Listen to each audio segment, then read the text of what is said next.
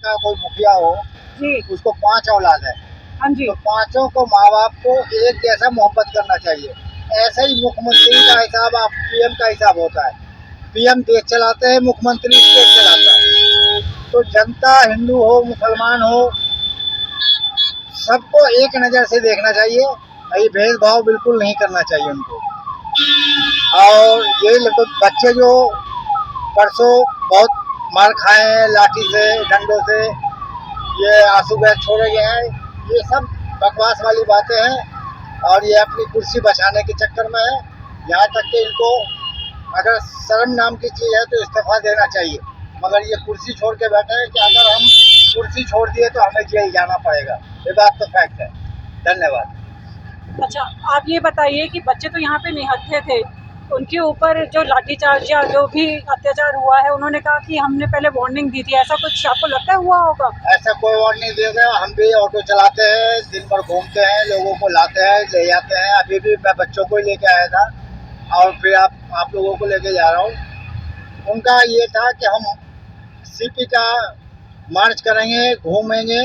उनका ये मकसद नहीं था कि हम पार्लियामेंट के अंदर घुस के या ड्रामाबाजी करेंगे। पार्लियामेंट में कौन घुसेगा? उनका मकसद था कि हम पार्लियामेंट के सामने से मार्च करते हुए अपने ठिकाने पे आ जाए। और इनको समझ में आया कि भाई पार्लियामेंट में घुसेंगे, पुलिस भी खड़ी करती राइफल लेके कि अगर ये गड़बड़ हो तो गोली मार दो, ये कर दो, वो कर दो। और बच्चों को नाजायज सताया गया है। लड़कियों के साथ भी बहुत।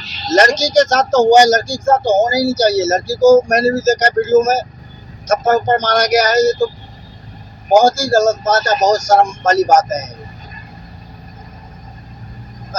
आपने किसी को हॉस्पिटल या डॉक्टर के पास लेके गए उसने ऐसा कुछ? नहीं, हम तो हॉस्पिटल को लेके नहीं गए, आपको झूठ नहीं बोलेंगे। बच्चों को भगदड़ में इधर उधर छोड़े हैं हम उनको, जाओ बैठ जाओ, बल्कि यहाँ तक किराया भी नहीं लिया। दूर दूर के मेट्रो स्टेशन पे उनको छोड़े हैं हम 2-3 चक्कर। आपने कभी किसी आंदोलन में हिस्सा लिया है? नहीं जी, हमें अपने खाने कमाने से फुर्सत नहीं, आंदोलन में क्या हिस्सा लेंगे। और आपके बच्चे हैं घर में? हमारे बच्चे भी है, मजदूरी करते हैं। हम लोग मजदूर आदमी हैं, कोई पढ़े लिखे तो है ही नहीं। अपना मजदूरी करते हैं, अपना घर परिवार चलाते हैं। तो कोई पढ़ाई लिखाई करने में है किसी की दिलचस्पी? पढ़ाई लिखाई तो अब तो बच्चे मेरे उनके भी बच्चे हो गए। और मेरी एक लड़की थी छोटी 22 साल की, वो कॉलेज कर रही थी, भगवान को प्यारी हो गई, गुजर गई वो। बहुत बुरा हुआ। जी। तो आपको लगता है कि पढ़ाई लिखाई करने से आपको कुछ मदद मिलेगी आपके बच्चों को आगे आने वाले? देखो, पढ़ाई लिखाई तो सबसे बढ़िया चीज है। पढ़ाई लिखाई तो करना ही चाहिए। हर एक गरीब से गरीब को पढ़ना चाहिए और अमीर तो पढ़ ही रहेंगे। जी। तो उससे क्या बेहतर होगा अगर पढ़ लिख जाएंगे तो?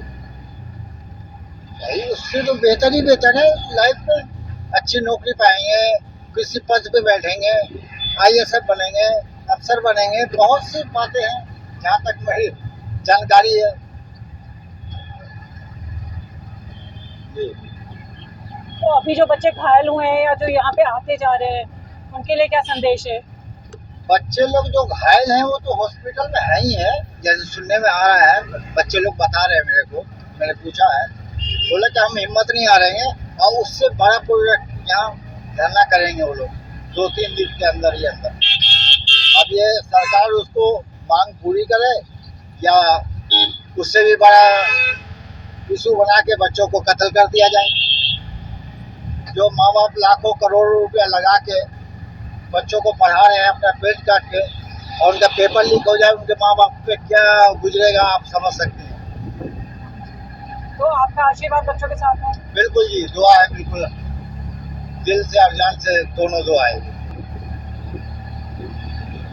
बहुत बहुत धन्यवाद।